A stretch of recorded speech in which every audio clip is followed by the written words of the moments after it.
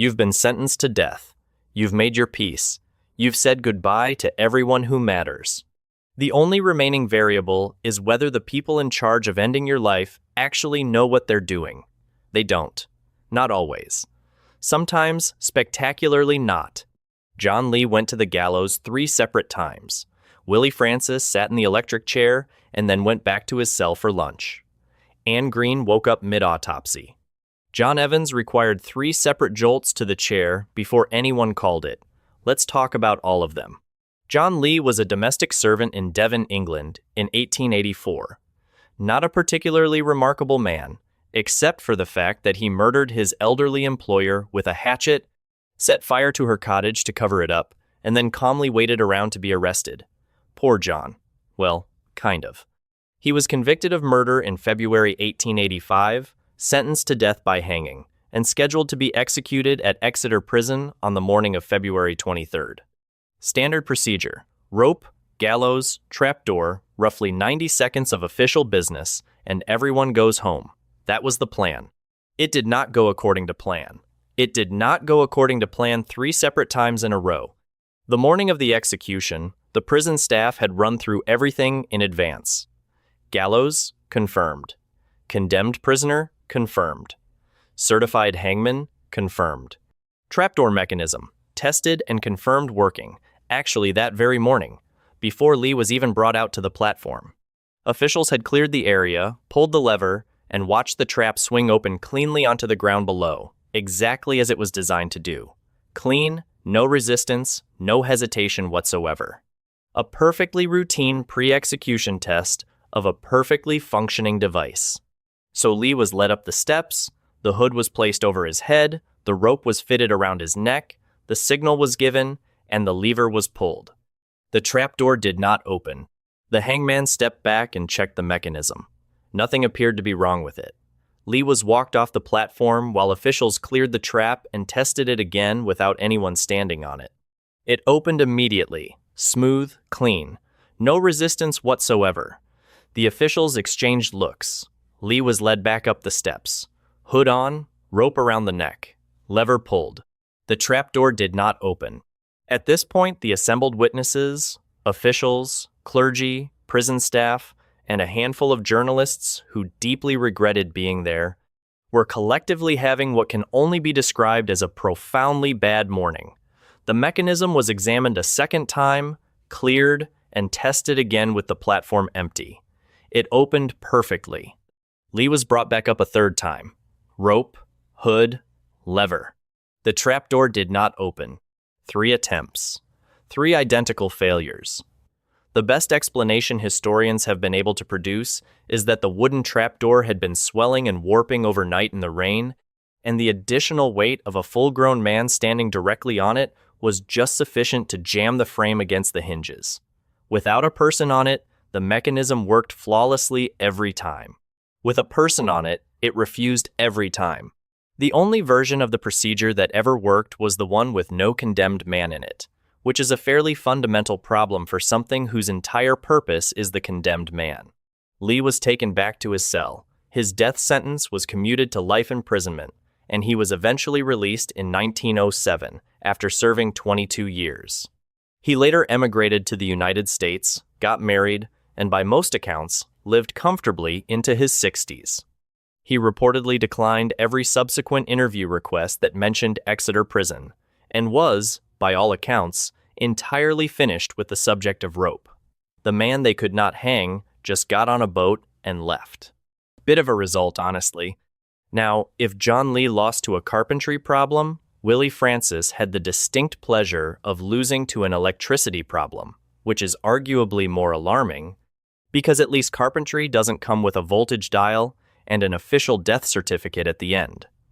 Francis was a 16-year-old from Street, Martinville, Louisiana, convicted of murdering a local pharmacist named Andrew Thomas in 1945, a crime he confessed to, recanted, and confessed to again in what can only be described as a deeply counterproductive series of decisions. He was 16. He was sentenced to death. On May 3rd, 1946, Francis was brought to Louisiana's portable electric chair, a piece of apparatus the state carted from parish to parish in the back of a truck, like the world's least welcome traveling exhibition. The chair had been wheeled into a room at the prison, assembled, connected to a generator, and declared ready. Francis was strapped in, electrodes attached to his leg and head, headpiece fitted. The attending officials confirmed everything was in order. The switch was thrown.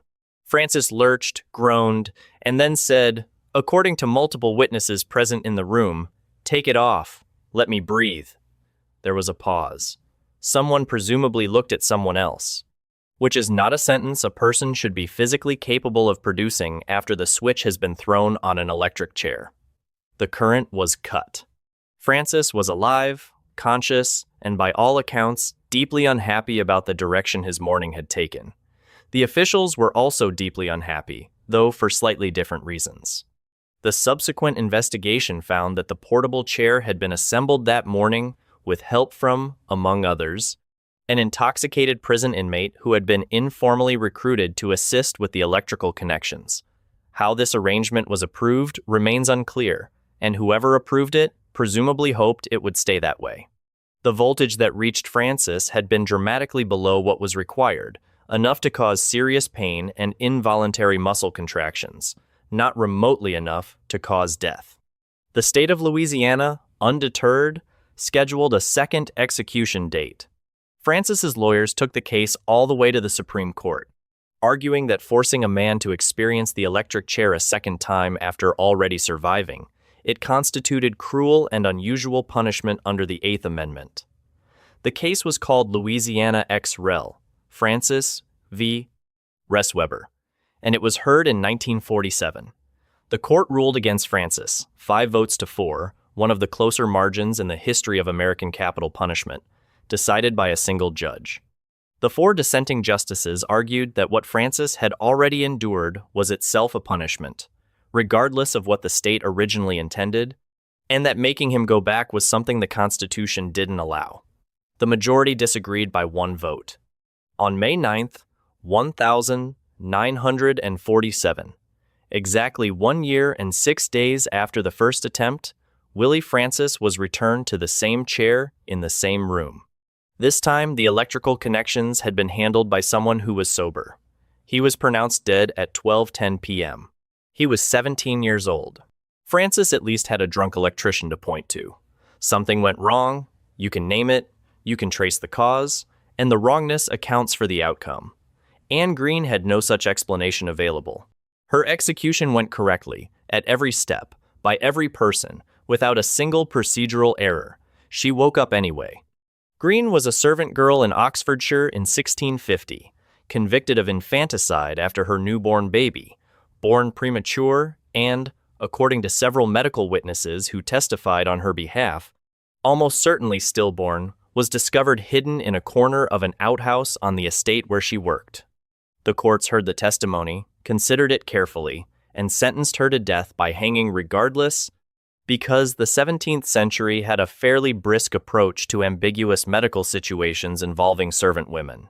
On December 14th, 1650, Greene was brought to the public gallows in Oxford. The rope was fitted around her neck, and she was dropped. She hung for 30 full minutes. Several of her friends, in a touching if somewhat chaotic display of affection, pulled on her legs during the hanging to try to speed things along and spare her additional suffering, and soldiers present reportedly struck her body with their musket butts afterward to confirm she had finished.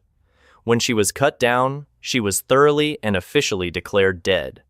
The body was placed in a wooden coffin and transported, as was standard practice at the time, directly to Oxford University, where it had been donated to the medical faculty for an anatomy demonstration, which is either a fitting end or a deeply undignified one, depending on your feelings about 17th century medical education. The surgeon in charge, a man named Thomas Willis, opened the coffin, noted the body was ready for dissection, leaned forward, and Anne Greene made a noise. Not a subtle noise. A rattle, a groan, a sound that caused, by several contemporary accounts, a significant number of people in that room to immediately need to sit down and collect themselves. Greene was not dead. She was unconscious, badly injured, had been in a sealed wooden box for several hours, and had spent the better part of that morning hanging from a rope while her friends pulled on her legs. But she was categorically, demonstrably not dead. Willis and his colleagues, to their very considerable credit, immediately abandoned the anatomy demonstration and spent the next several hours warming her, administering whatever remedies were available, and carefully monitoring her breathing and pulse. Willis would go on to become one of the most important physicians in the history of English medicine, the man who effectively founded the field of neurology and coined the term itself. But on this particular December afternoon in Oxford, the most consequential thing he did was close the coffin lid, call for blankets, and not proceed with the dissection. Within 14 hours of being cut down from the gallows, Anne Greene was sitting up and capable of speech. Within a month, she had made a full recovery. The courts, presented with a woman who had survived a judicial hanging and subsequently woken up in a coffin at a university, found themselves with limited precedent and quietly issued her a pardon on the basis that divine providence had apparently intervened. And the courts of 17th century England were not in the business of arguing with divine providence. Greene kept the coffin. She went on to remarry, had 3 children, and lived for another 15 years. The anatomy class was rescheduled for a different subject. Everyone moved on. If Anne Greene essentially respawned after the credits had already rolled, John Evans was the unfortunate final sequence that nobody had properly tested. Evans was convicted in Alabama of the 1,977 murder of a pawn shop owner during a robbery and sentenced to die in Alabama's electric chair, a piece of equipment the state had not used since 1965, a detail that someone had presumably reviewed and decided was not a problem. The chair had been built decades earlier and had spent the better part of 2 decades in storage. On April 22, 1983, Evans was brought to the execution chamber and strapped in. Electrodes were secured to his leg and his head. Officials ran through the confirmation sequence. Chair, check. Prisoner, check. Witnesses in position, check. Expected duration, approximately 2 minutes. The switch was thrown at 8:30 p.m. 1,900 volts moved through Evans's body for 30 uninterrupted seconds. He was still alive. The physician stepped forward and checked his pulse, still present. One of the electrode clamps had burned through during the first jolt and dropped off his leg entirely, which was not in the procedure, and the smell in the room was already being described by witnesses as overwhelming. The electrode was refitted. A second jolt was administered. 1,900 volts, another 30 seconds. The journalists, officials, chaplains, and a physician who was already reconsidering several life choices watched. Evans was still alive, reportedly conscious, reportedly attempting to speak. A doctor entered and examined him for 4 full minutes. The warden placed a call to the governor's office requesting a stay of execution on humanitarian grounds. The governor denied it. A third jolt was administered. At 8:44 p.m., 14 minutes and 3 separate rounds of voltage after the process had officially begun, John Evans was pronounced dead. The post-execution report noted that the execution had taken longer than intended. That was the precise phrasing they settled on. Longer than intended. Multiple witnesses formally requested not to attend any future executions. The accounts they filed described what 14 minutes in that room looked and smelled and sounded like, and nobody present on April 22nd appears to have been unchanged by what they witnessed.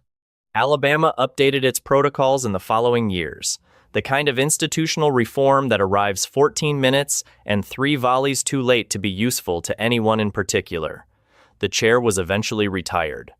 It is presumably still in a warehouse somewhere, minding its own business, which is arguably the most appropriate thing it has done in the entirety of its operational history. So there you have it, a trapdoor that jammed every single time a person stood on it and functioned perfectly every time no one did. A portable electric chair assembled partly by someone who was not sober, connected to a generator nobody had confirmed was adequate. A hanged woman who woke up in a coffin at a university, accepted a pardon, and kept the coffin as a personal souvenir. A man who required 3 rounds of voltage, a dropped electrode, and a denied call to the governor before the state officially called it done. Different centuries, different countries, entirely different methods. The through line is consistent. The machinery of official death has a deep and recurring talent for making the simple thing catastrophically complicated. If you're going to be executed, the lesson is clear. Make sure the trapdoor has been kept dry overnight. Confirm the electrical connections were handled by someone currently sober and certified. Verify that your organs are in their standard anatomical positions. And make sure the people running the procedure have actually done it before, have read the relevant manual, and are not in any meaningful sense of the phrase learning on the job. Measure twice, execute once. If your appetite for catastrophic institutional failure remains unsatisfied, there is considerably more where this came from. The video on screen now is a good place to keep going. Click it. I'll see you there.